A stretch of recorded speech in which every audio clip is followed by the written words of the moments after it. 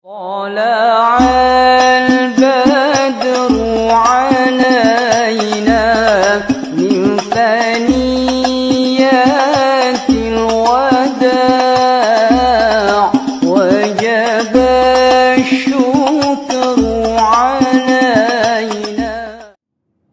بسم الله الرحمن الرحيم. Assalamualaikum warahmatullahi wabarakatuh. Alhamdulillah, wassalatu wassalamu ala rasulillah Sayyidina Muhammad ibni Abdillah wa ala alihi wa sahbihi wa man wala wa la hawla wa la quwata illa billahil aliyyil azim. Amma ba'du. Yang saya hormati para orang tua, para sesepuh, para hujjaj, bil khusus Mukarram Pamanda, Ustaz Bezaki, Mukarram Ayahanda, Bamijin, hadirin bapak-bapak yang dimuliakan Allah Subhanahu wa taala. Alhamdulillah, nikmat yang sangat besar Allah Subhanahu wa taala masih memanjangkan usia kita, menyehatkan badan kita sehingga kita semua masih bisa beribadah di Masjid Jami Al-Faizin. Semoga nikmat ibadah, nikmat sholat, nikmat ke masjid, nikmat mengaji, nikmat iman, nikmat Islam terus menerus Allah berikan kepada kita hingga akhir usia kita. Kita wafat dapat mengucapkan la ilaha illallah, dan semua anak keturunan kita bisa melanjutkan menjadi jamaah Masjid Al-Faizin. Amin, Allahumma amin.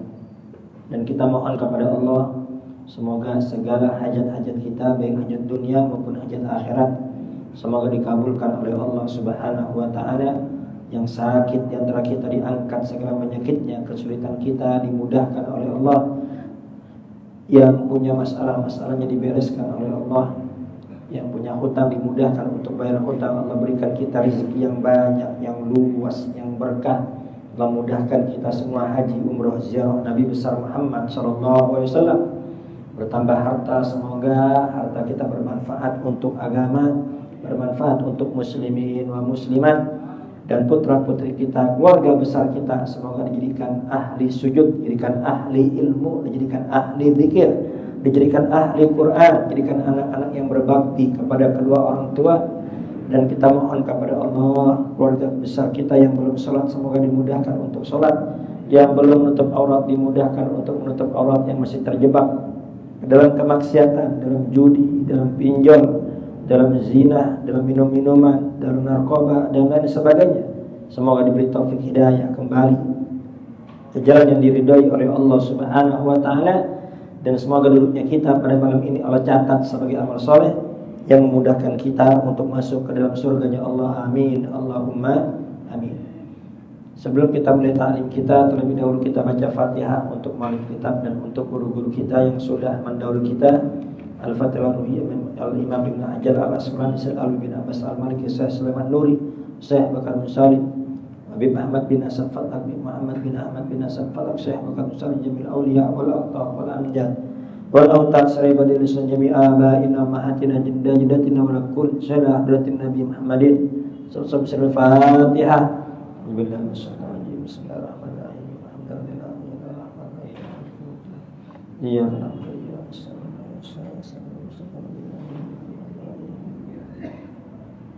Bismillahirrahmanirrahim. Babu sholatil khauf. Bab menerangkan tentang sholatil khauf, sholat dalam keadaan perang. Jadi dalam keadaan perang sekalipun sholat tidak gugur. Jika dalam keadaan perang saja yang taruhannya nyawa sholat tidak gugur, apalagi cuma sibuk kerja saja, apalagi cuma masalah sibuk di jalan, apalagi cuma masalah sibuk resepsi. Maka yang namanya sholat dalam keadaan apapun itu tidak gugur. Sesibuk apapun manusia, segenting apapun keadaan yang kita alami, jangan pernah tinggalkan sholat 5 waktu. Babu sholatil khauf, bab sholat dalam keadaan perang. An Saleh bin Khawwat radhiyallahu anhu amman shalla ma'an Nabi sallallahu alaihi wasallam yawma dzatir riqa salat al-khauf. Dari sahabat Saleh bin Khawwat, ya, mengenai orang yang sholat bersama Nabi besar Muhammad pada perang Dzatur Riqa, yaitu sholat khauf, sholat dalam keadaan perang ketika dalam perang Dzatur Riqa. Anna ta'ifatan min ashabi sallallahu alaihi wasallam saffat ma'ahu wa ta'ifatan wijahal adu. Sebelum kita lanjutkan, apa itu perang Dzatur Riqa? Kenapa dinamakan Dzatur Riqa? Ghazwatu Dzatur Riqa al-masyhura wa kanat fi awakhir sanati 5 min al-hijrah. Perang Dzatur Riqa ini terjadi pada tahun kelima dari hijrah. Jadi setelah hijrahnya Nabi besar Muhammad sallallahu alaihi wasallam ke Madinah, ya, 5 tahun setelah hijrah Nabi, maka terjadi peperangan Dzatur Riqa. Jadi ketika Nabi besar Muhammad itu 13 tahun di kota Mekah, itu tidak terjadi peperangan, ya, karena kan umat Islam sedikit, umat Islam tidak banyak, umat Islam minoritas. Di situ umat Islam ditekan, disiksa, diintimidasi. Bahkan Nabi besar Muhammad SAW harus meninggalkan kota Mekah, dan sahabat-sahabat juga harus meninggalkan kota Mekah untuk mempertahankan iman. Sampai sholat Jumat aja itu nggak ada di kota Mekah. Kenapa? Dikarenakan kalau ketahuan sholat, itu para sahabat-sahabat Nabi besar Muhammad disiksa. Nanti baru ada sholat Jumat itu ketika Nabi besar Muhammad hijrah ke Madinah. Di perjalanan maka terjadilah syariat sholat Jumat. Di kota Mekah tidak memungkinkan untuk melakukan sholat Jumat. Dan dakwah di kota Mekah itu syariah, dakwah secara sembunyi-sembunyi. Apabila Nabi besar Muhammad mengajar para sahabat, itu juga mengajarnya sembunyi-sembunyi. Kenapa? Khawatir diganggu oleh musuh-musuh Islam. 13 tahun Nabi besar Muhammad itu umat Islam tidak ada perlawanan. Kemudian baru nanti ada perlawanan ketika umat Islam sudah hijrah ke Madinah. Dikarenakan saat itu umat Islam sudah kuat, umat Islam sudah banyak. Inilah cerdasnya Nabi besar Muhammad SAW.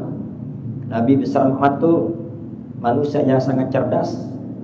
Beliau paham situasi, kapan harus mengalah, kapan harus tegas, dan kapan harus bangkit melawan. Kalau di kota Mekah Nabi besar Muhammad melawan, habis umat Islam. Inilah kecerdasan Nabi. Jadi kalau berani maju berhitung, kalau mundur teratur. Di kota Mekah dakwah secara sembunyi dan tidak mengangkat senjata, dikarenakan tidak memungkinkan. Baru nanti di kota Madinah yang umat Islam bisa membela agamanya, bisa membela harga dirinya, baru nanti melakukan perlawanan ketika sudah hijrah ke Madinah. Nah, perang Dzatur Riqa ini di akhir tahun kelima dari hijrahnya Nabi besar Muhammad. Ba'da Khaybar, setelah perang Khaybar. Dinamakan perang Dzatur Riqa li'anna aqdamal muslimina naqabat minal hafat falafu 'alaihal kharaqa. Dikarenakan kaki-kaki umat Islam saat itu terlepas dari sandal. Artinya umat Islam banyak yang nyeker, sandalnya banyak yang robek, sandal banyak yang rusak. Ya, akhirnya falafu 'alaihal kharaqa. Itu umat Islam menambal, melilit kaki-kaki mereka dengan kain. Ya, dikarenakan batunya itu sangat-sangat keras dan tajam sampai sandal itu hancur. Ya, sandal itu sampai robek. Wakila sumiyat bismi jabal hunaka li anna fi bayadan wa umratan wa sawadan. Tapi ada pendapat yang kedua, dinamakan perang Dzatur Riqa dikarenakan bi ismi jabal, nama gunungnya. Nama gunungnya itu Dzatur Riqa. Dikarenakan gunungnya itu bayadan wa umratan wa sawadan. Tanahnya itu ada yang putih, ada yang merah, ada yang hitam. Jadi gunungnya ini memiliki 3 warna, putih, merah, hitam. Makanya dinamakan perang Dzatur Riqa. Ya, karena perangnya dekat gunung Dzatur Riqa. Wakil ada pendapat yang ketiga, li annal ardh allati nazalu biha kanat dzatu alwanin tusabbihu riqa. Ada pendapat yang ketiga, dikarenakan tanah yang dijadikan perang, ya, medan yang dijadikan perang itu tanahnya seperti dzatur riqa, seperti kain sulaman, ya, tanahnya berwarna-warni. Wakila, ada pendapat yang keempat, li anna rayata taqatta'at faraqauha. Ada mengatakan bendera, ya, jadi kalau perang itu bawa bendera sebagai tanda, ya. Itu perang, ketika perang benderanya robek, kemudian yang robek itu disulam, maka dinamakan dzatur riqa. Terlepas dari itu semua, ya, intinya Nabi besar Muhammad pada perang dzatur riqa pernah sholatul khauf bersama para sahabat. Ana ta'ifatan min ashabi sallallahu alaihi wasallam saffat mahu wa ta'ifatan wijahal adu. Nah, ini bagaimana nih kalau sholat dalam keadaan perang? Ketika sholat dalam keadaan perang, maka harus dibagi dua jamaah, dibagi dua kelompok. Kelompok pertama berjaga-jaga akan musuh, ya. Kelompok kedua itu melakukan sholat bersama Nabi besar Muhammad Sallallahu Alaihi Wasallam. Nanti macam-macam. Ini musuhnya di arah kiblat apa bukan arah kiblat? Nanti semua ada aturannya. Nah, pada perang dzatur riqa ini musuh bukan di arah kiblat, sehingga Nabi besar Muhammad itu membagi dua bagian, dua kelompok. Kelompok pertama sholat bersama Nabi, kelompok kedua berjaga-jaga di hadapan musuh, ya, ngejagain orang yang sholat. Kalau semua sholat habis dibantai, jadi harus ada yang jaga ngadepin musuh, ada yang sholat juga. Fasalla bil ladina mahu rakatan. Itu Nabi besar Muhammad sallallahu alaihi wasallam salat bersama kelompok pertama 1 rakaat. Jadi kalau udah salat dalam peperangan itu yang 4 rakaat bisa dikosor jadi 2. Ya, sama seperti safar dalam perjalanan. Ya, salat dalam perjalanan yang 4 rakaat jadi 2 rakaat. Dikosor, zuhur, asar, kemudian isya. Demikian pula dalam peperangan, salat yang 4 rakaat bisa dikosor menjadi 2. Itu Nabi besar Muhammad salat bersama kelompok pertama, ya, salat rakaatan, 1 rakaat. Ketika sudah 1 rakaat, tsumma thabata qa'iman. Itu Nabi besar Muhammad sallallahu alaihi wasallam bangun untuk rakaat kedua. Ya, rakaat pertama selesai, berarti kan bangun rakaat kedua. Nah, itu Nabi besar itu thabata qa'iman, tetap berdiri di rakaat kedua. Wa atammu li anfusihim tsumma sarafu wa saffu wijahal adu. Sedangkan jamaah tadi, ya, itu nyelesain masing-masing, nyelesain sendiri itu. Ya, Nabi besar tetap berdiri, tapi jamaahnya yang rakaat kedua itu langsung nyelesain sendiri.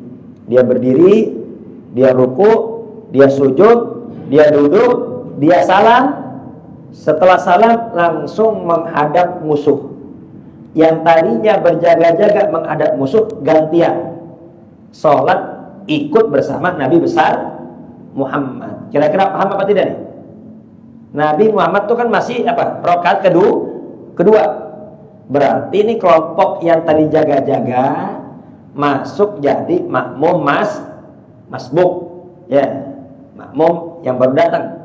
Nah, ikut bersama Nabi. Jadi Nabi nungguin.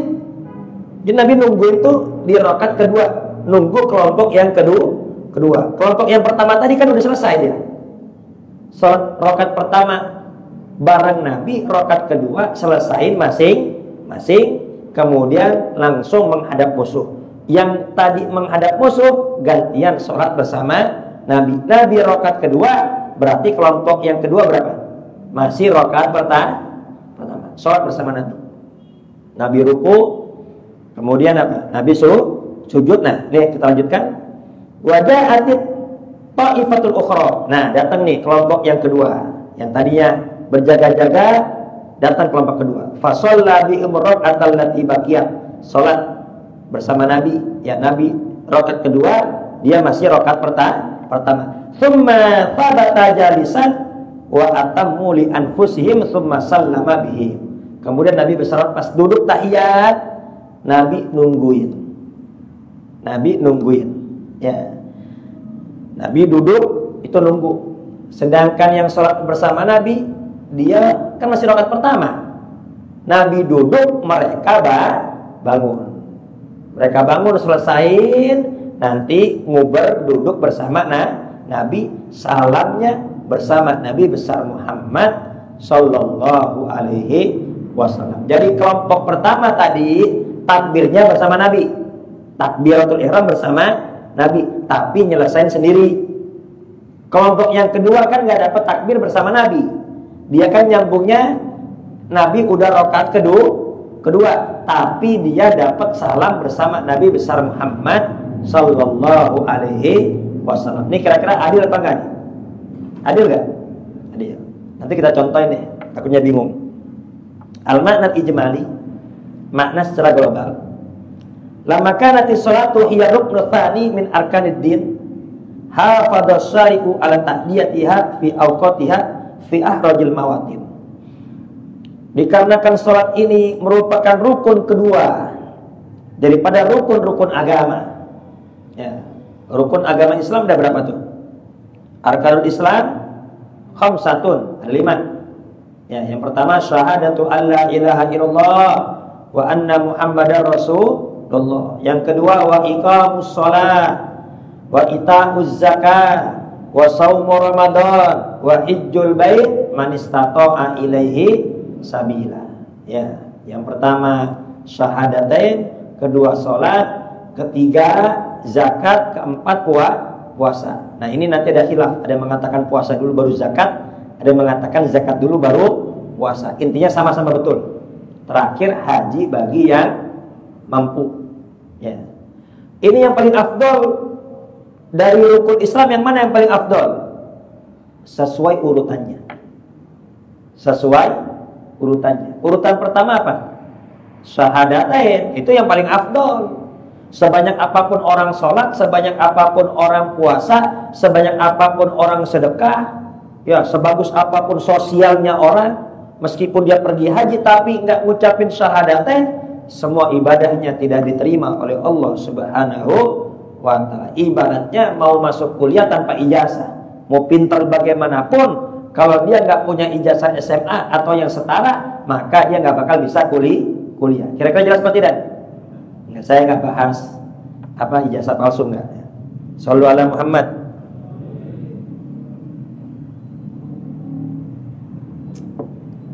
Ya. Jadi yang paling utama itu urutan pertama syahadatain. Yang kedua yang paling afdal sholat. Jadi setelah seseorang masuk ke dalam agama Islam, maka dia memiliki kewajiban apa? Untuk sholat. Jadi jangan ngaku doang Islam, jangan ngaku doang beriman, tapi kagak pernah sholat, tapi kagak pernah ke masjid. Kalau ditegur, ente nggak pernah sholat, masa gue bilang lu? Nah, memang nggak kelihatan, ya, mas, saya nggak kelihatan, ya. Nah, semoga dapat taufik hidayah. Dikarenakan sholat ini rukun kedua daripada rukun Islam, maka syariat itu sangat menjaga sholat, sangat mementingkan sholat. Hendaknya sholat itu dikerjakan sesuai waktunya, meskipun dalam keadaan yang paling genting.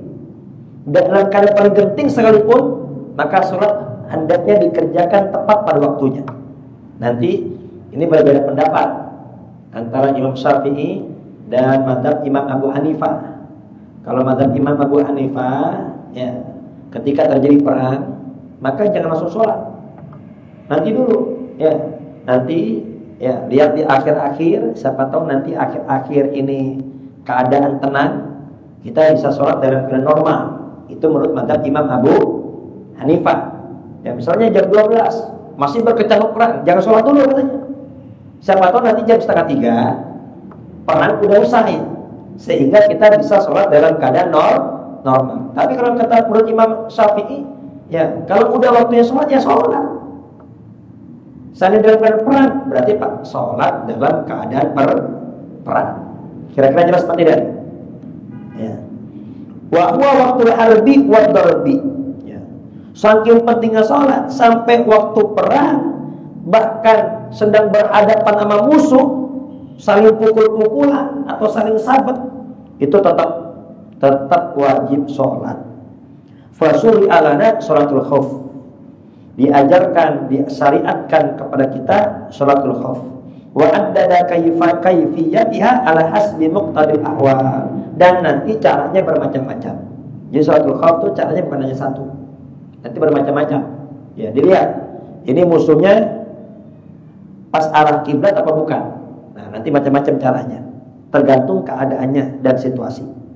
Kullu dzalika liyatan yang muslimuna bi amri sholati allati hiya imaduddin. Kenapa kok sampai diatur ada sholatul khauf, ada sholat dalam peperangan, agar umat Islam memperhatikan perkara sholat. Ya, sholat itu adalah imaduddin, sholat adalah tiang agama. Ya, dalam apapun, dalam perang sekalipun, maka sholat jangan sampai kita tinggal. Ya. Wa qurratu a'yun, dan sholat itu qurratu a'yun al-abidin, ya, penyejuk mata, penenang jiwa bagi orang-orang yang ahli ibadah.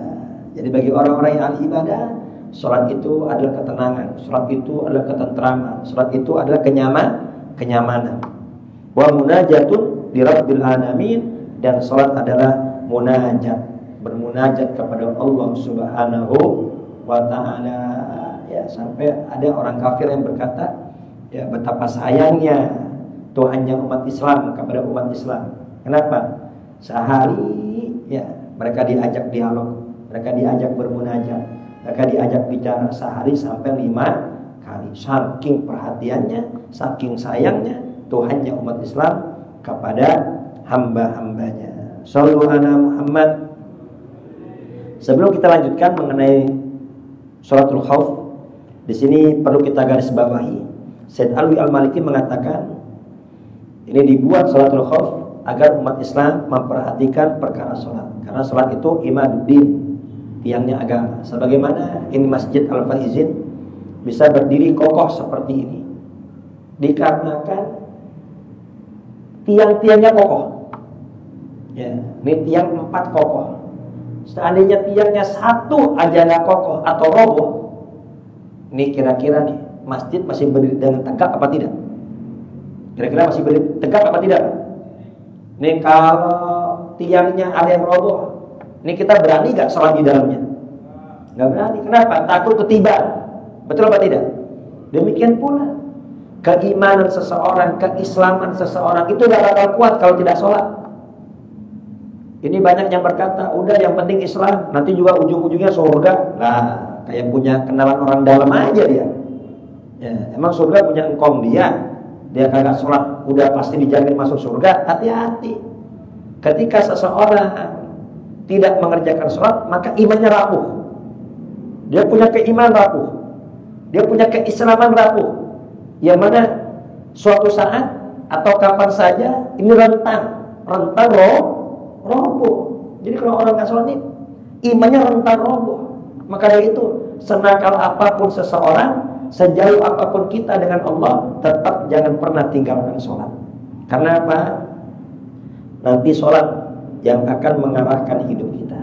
Jadi apabila ada yang belum istiqomah, ada yang masih nakal tapi dia rajin sholat, nanti sholat itu yang akan membenahi kehidupannya, sehingga dia menjadi orang-orang yang benar-benar istiqomah di jalan Allah Subhanahu wa ta'ala. Inna sholata, ya, tanha 'anil fahsya'i wal munkar. Ya.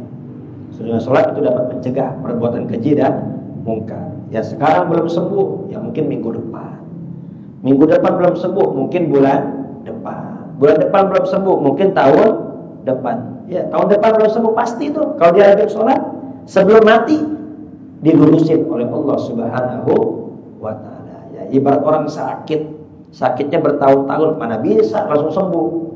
Ya Pak ya, orang sakit, sakitnya bertahun-tahun, bisa nggak berobat langsung sembuh? Kagak bisa. Ya, harus terus kontrol ke rumah sakit, terus menerus berobat.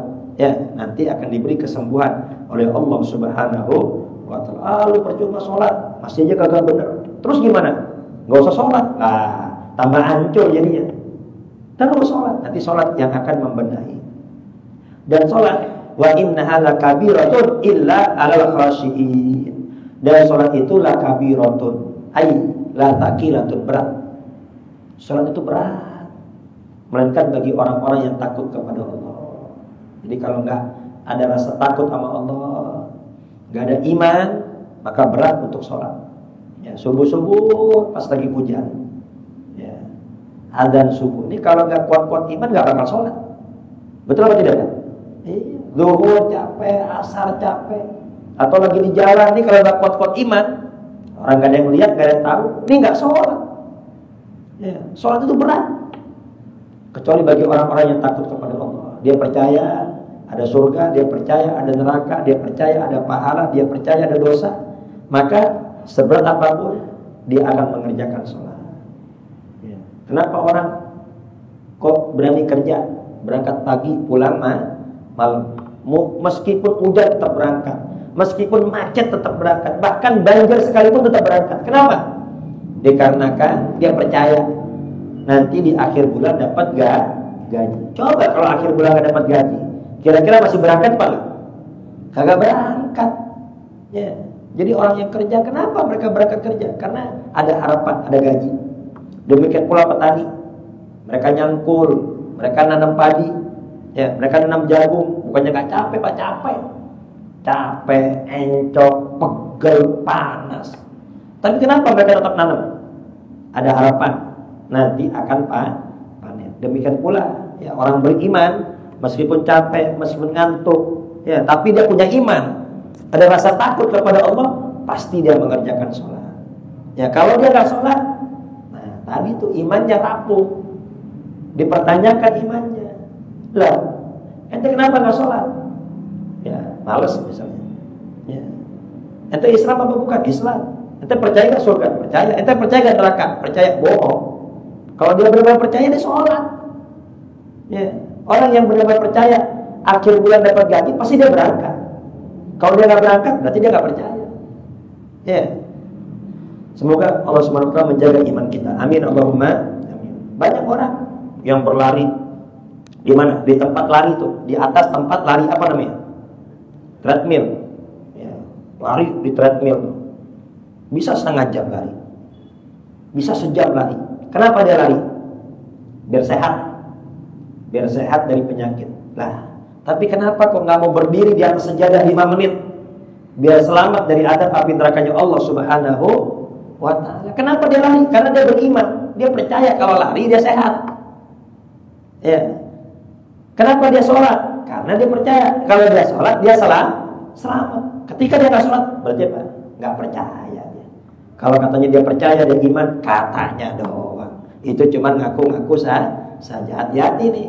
Ya, orang yang meremehkan sholat, yukhsha alaihi su'ul khatimah, dikhawatirkan mati su'ul khatimah. Dia mati, mungkin disolatin di Al-Faizin, mungkin diantarin ke Budi Dharma. Maka kita aneh juga kadang. Lihat di Pelumpang ini, kalau udah mau nganterin jenazah, banyak apa enggak yang nganter? Banyak, alhamdulillah. Ya, itu bagus. Akan tapi anehnya, yang nganter cuma di luar doang. Ya, pakai motor, udah di luar semua tuh. Mau kita bilang head laki-laki. Kalau ibu-ibu kan wajar ya, mungkin lagi head, ya laki-laki gimana? Karena saya lewat, ayo Pak sholat Pak. Ya tak, duluan aja duluan. Tahu sholat apa enggak? Ya. Dia tahu dia mau nganter orang meninggal, padahal tapi dia nggak bisa ambil pelajaran. Bahkan saya pernah dulu nguburin, dulu ada koki Padang di sini, ya, koki Padang yang rumahnya di lapangan, ya, itu kan dimakamkan tuh agak sore, maghrib baru selesai pemakaman. Nah, dikarenakan maghrib ya kita dulu masih muda-muda semua tuh. Itu yang ngajarin tukang kuburnya, tukang galinya. Oh, begini, ini dibuka, ini begini. Wah, ini pinter banget nih tukang gali kubur nih. Tukang gali kubur pinter, udah kayak ustadz yang ngajarin. Diajarin sama dia tuh. Karena kadang kita nggak paham, udah semua. Itu yang nganter tuh. Setelah itu selesai pemakaman, adzan maghrib udah kelar. Itu yang gali kubur duduk Pak di situ. Duduk ngerokok. Lah kagak sholat dia. Sampai kita pulang tuh kita lihat masih di situ kagak sholat. Ya Allah. Dia sering ngelihat orang meninggal. Dia nguburin orang meninggal. Bahkan kadang kita sering ngantar jenazah. Tapi anehnya yang nggak sholat tetap tidak sholat. Yang nggak puasa tetap nggak puasa. Yang nggak ke masjid tetap nggak ke masjid. Hati-hati tuh. Ya, yang begitu tuh yang ngeremehin sholat, yukhsha alaihi su'ul khatimah, dikhawatirkan matinya iman Islamnya dicabut oleh Allah Subhanahu wa taala. Bisa jadi dia disolatin, bisa jadi dia dimakamin di pemakaman muslim, dibacain tahlil 7 kali, orang-orang nyangka dia masih Islam, tapi di sisi Allah udah bukan Islam. Kenapa? Ketika kita sakratul maut, itu datang iblis, itu datang setan. Setan itu udah berjanji, "Fabi izzatika la ubuyannahum ajma'in," dengan kemuliaanmu ya Allah. Setan tahu, iblis tahu Allah Maha Mulia, tapi tetap milih jadi musuhnya. Jadi tahu doang nggak cukup. Ya, yang tadi tuh Haji Marli, yang Allahumma arinal haqqa haqqan warzuqna tiba'ah. Allah tunjukkan kepada kami yang benar itu benar, dan anugerahkan kami bisa ngikutin. Warzuqna, Allahumma arinal batila batila warzuqna jtinabah. Tunjukkan kepada kami yang batil itu batil, dan anugerahkan kami untuk bisa menjauhinya. Tahu doang nggak cukup. Iblis tahu Allah Maha Mulia, tapi tetap milih jadi musuhnya. Para tahu Allah Maha Mulia, ngancam lagi. Fabi izzatika la ubuyannahum ajma'in, akan aku sesatkan seluruh manusia. Itu udah jadi iblis itu. Makanya setiap min bani adama mauludun illa yamassuhu syaitan fayastahillu sabiqan min massis syaitan. Setiap bayi yang lahir itu langsung datangin sama setan. Langsung datangin sama setan, diapain? Ditusuk sama setan. Ini pusernya, perutnya ditusuk. Fayastahillu sarihan min massis syaitan, sehingga itu bayi menjerit menangis dikarenakan sentuhan setan. Kecuali bayinya Nabi besar Muhammad. Bayi Nabi besar Muhammad langsung mengucapin Allahu Akbar kabira walhamdulillahi katsira wa subhanallahi bukratan wa asila. Bayi ajaib ini, lahir langsung bisa ngomong. Yang diomongin zikir lagi. Jadi boro-boro setan muda kabur duluan setan, zikir. Ya, makanya itu bayi-bayi kadang kan dipakai jimat tuh, kalung, ya, gelang, ya, dari kadang ditulis baca-bacaan. Hukumnya bagaimana? Boleh, karena bayi belum bisa baca. Tapi kalau udah jenggotan, udah kumisan, masih pakai jimat lah. Ini bayi tua namanya. Jadi kalau udah tua tuh bisa pakai jimat, kenapa? Kan kita bisa baca. Kan aneh. Kadang udah tua masih pakai jimat, tuh bayi tua namanya. Pakai jimat itu untuk bayi karena nggak bisa baca, makanya dipakein, bacaan itu dikalungin. Nah kalau udah dewasa ya baca sendiri, biar apa? Dijaga dari godaan setan.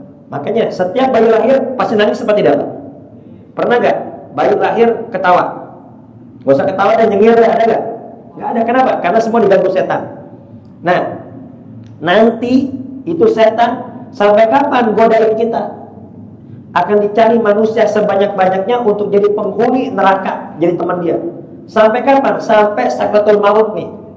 Ini mau sakratul maut, setan datang lagi, nyerupain orang tua, nyerupain guru, bilang agama yang benar itu bukan Islam, ya, Tuhan yang benar itu bukan Allah. Itu mengganggu itu. Nah kalau orang nggak sholat, orang nggak pernah puasa, orang nggak pernah ke masjid, nggak pernah baca Quran, nggak ada bentengnya, akhirnya terpengaruh dengan godaan setan, matinya su'ul khatimah, mati iman Islam yang udah dicabut. Ustaz, saya pernah, sering saya nyaksiin orang sekarang, mana tuh gak ada setan datang. Ya kita mah gak ngeliat Pak. Contoh, Lukman tidur samping kita, atau ngaji lagi tidur. Ya, ini ada yang ngaji tidur Pak. Tidur, mimpi dikejar-kejar kuntilanak. Di sampingnya tahu gak? Nggak tahu. Itu gambarnya seperti itu Pak. Ya, maka itu jangan pernah remehkan sholat. sholat. Ya. Nah, sholat ini tiang agama. Kemudian juga sholat adalah penang bagi orang-orang yang ahli ibadah. Itu Nabi besar Muhammad kalau udah tiba waktu sholat, itu Nabi Muhammad berkata kepada Bilal, ya Bilal, arih nabiha ya Bilal. Jadi Bilal itu tukang bangunin Nabi. Ya, itu Nabi besar Muhammad tuh kalau sholat tahajud, habis sholat tahajud, Rasul istirahat sebentar, biar nanti subuhnya segar. Nanti datang tuh Bilal, tukang bangunin Nabi. As-sholat, ya Rasul, as-sholat. Kalau Rasul udah bangun, Rasul ngasih kode. Ya, itu as-sholat ya Rasul. Nah itu Rasul akan bilang, arih nabiha ya Bilal. Ya, hibur kita dengan sholat wahai Bilal. Jadi hiburan Nabi, ketenangan Nabi, kesenangan Nabi, itu sholat. Itu para kekasih-kekasih Allah lagi sumpah, lagi ada masalah, sholat, maka hidupnya akan menjadi tenang. Gimana gak tenang? Ketika sholat baca Alhamdulillahirabbil alamin, segala puji bagi Allah yang ngatur alam semesta, langit, bumi, matahari, bulan, gunung, semua yang ngatur Allah. Yang besar-besar aja Allah atur mudah, lah apalagi kita makhluk yang kecil, gampang Allah beresin semua permasalahan kita. Berat bagi kita, tapi bagi Allah tidak ada yang berat. Ar-Rahmanir Rahim. Ya, Tuhan yang Maha Pengasih lagi Maha Penyayang. Gimana mau sumpah dia? Dia sadar dia punya Tuhan yang Maha Pengasih lagi Maha Penyayang. Lihat anak kecil, mana pernah anak kecil sumpah? Mana pernah anak kecil mikirin uang jajan? Bagaimana? Mana pernah anak kecil mikirin uang kontrakan? Kenapa? Dia tahu dia punya orang tua yang sayang. Nah, ini kalau orang beriman, dia yakin percaya punya Tuhan yang Maha Pengasih lagi Maha Penyayang, maka tidak ada kesumpakan, tidak ada kesedihan, tidak ada kegalauan. Kenapa? Karena ada Allah Subhanahu wa ta'ala. Ini waktu berapa menit lagi? Habis ya? Baik.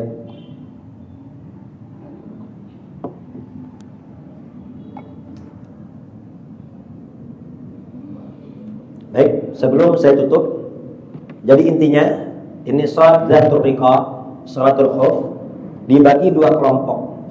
Ya, ini sholat hanya 2 rakaat. Ya, jadi dikosor sholatnya, sama seperti sholat dalam perjalanan. Dibagi 2 kelompok. Kelompok pertama jaga-jaga musuh. Kelompok pertama sholat bersama Nabi, tapi sholatnya cuma 1 rakaat. Rakaat kedua Nabi ini nungguin kelompok kedua.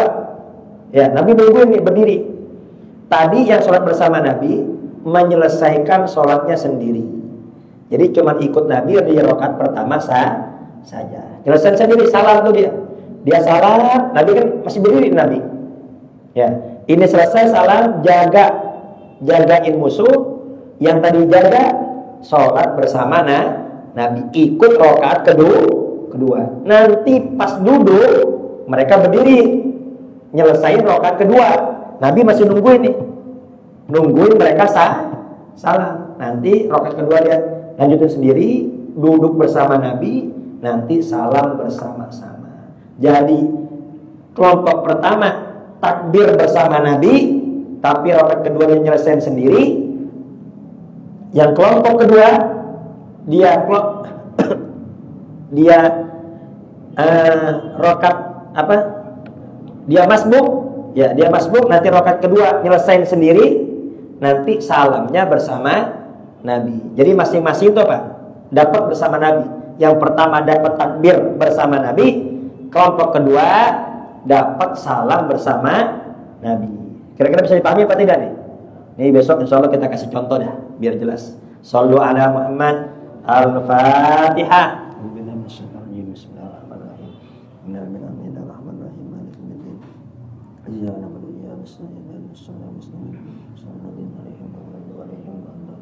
Ya Rahman Rahimin, ya Rahman Rahimin, ya Rahman Rahimin, farij alal muslimin. Rabbana taqabbal minna innaka antas samiul alim wa tub alaina innaka antat tawwabur rahim. Rabbana atina fid dunya hasanah wa fil akhirati hasanah wa qina adzabannar. Wa sallallahu ala sayyidina Muhammadin wa ala alihi wasallam. Alhamdulillahirabbil alamin. Kurang lebih sama maaf akhir kalam. Assalamualaikum warahmatullahi wabarakatuh.